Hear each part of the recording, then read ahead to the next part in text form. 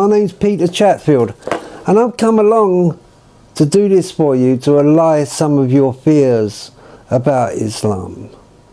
I'm at the moment, if you're wondering why I'm laying like this, it's because I'm in a hospital bed and I'm facing death, certain death, quicker than, say, most of you out there, even though Allah subhanahu wa ta'ala knows best.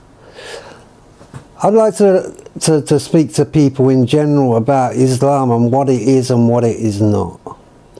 Because I know that today we are looked at like we are some kind of poison. The news that is reaching the average person out there is derogatory nonsense that doesn't portray or even come near Islam and what it is and what it is not. 15 years ago, I picked up a book called the Quran, and I opened it and I started to read it. What I realized was that the Quran was a way of life. And I opened this book, the Quran, and what I noticed that was different about the Quran is that it was a system for life. It actually works. As I read through and I read the surahs, the meanings, and I got my head out of the red top syndrome, you know, the papers that you buy in this country. What I realized was Islam was a very beautiful religion, or system for life. And I prefer to call it a system for life. And we've got to the place now where the world is such a dangerous place that if it doesn't have a healer pretty quick, then I don't see a very good future ahead of us. When I picked up the Quran, I noticed in there that it was very straightforward reading. It was very light on the head, and as I adjusted to it, yes, I became Muslim. So I make no mistake about that. I sit here talking to you tonight as a Muslim, and 15 years ago that gift was given to me. I would like to dispel some of the ideas that have been sold to you, and they have been sold to you. And I also know that people out there may be powerless, maybe these governments that are running us are bigger than us, but you're not powerless. But I also realise a lot of people out there are waking up, and they're realising that Islam coming through the right mouths, through the good people, is a wonderful religion. Full of honour, dignity. One thing that I got from when I became Muslim was my honour, my dignity, my way of life changed. I started to look after myself. Very practical things. And that is how it reads, the Quran, a very practical book. There's no mystery about it. I know that a lot of people look at the differences before they look at the similarities. They watch the Taliban and the way they dress on television and stamp Islam there. That's not Islam. Those people were just fighting for a cause they believed in. They look at certain dress and certain style, and that's what they buy into.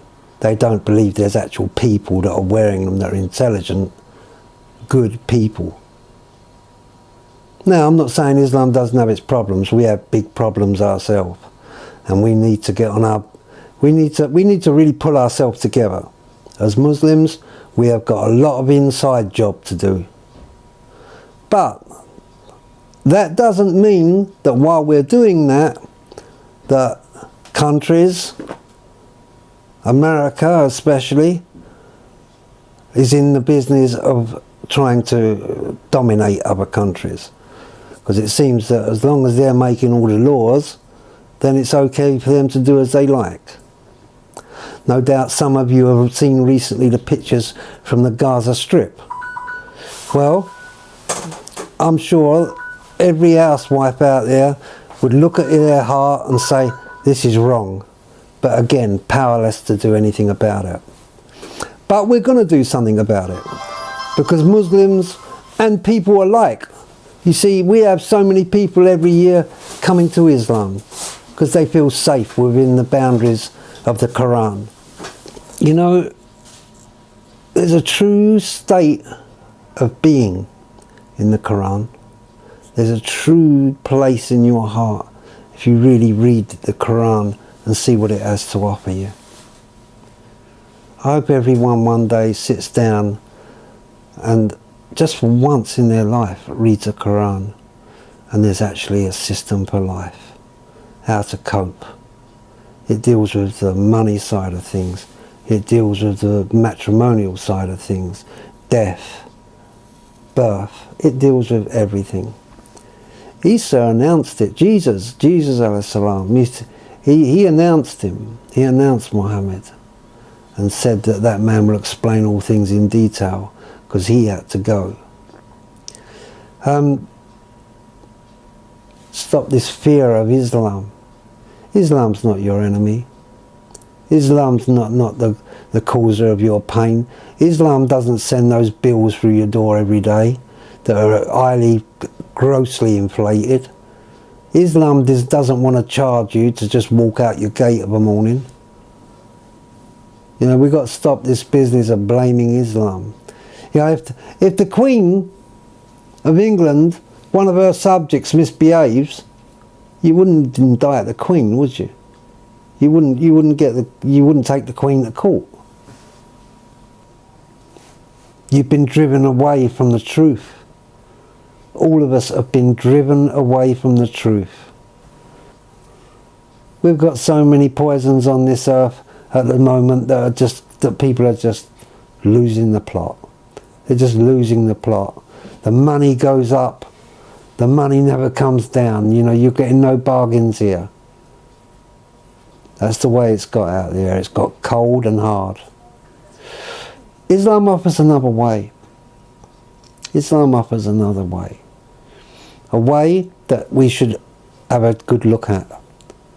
And if you are fair in your judgment and you want a life that is complete, that is dignified, and an offer to someone else, where people will look at you and know that you stand up straight, then come to Islam and have a look for yourself and see what's really going on.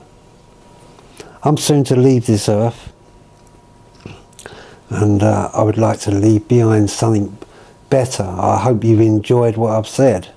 I hope I've not offended anyone. I hope I don't want to cause no confusion. There's enough confusion out there already. Assalamu alaikum.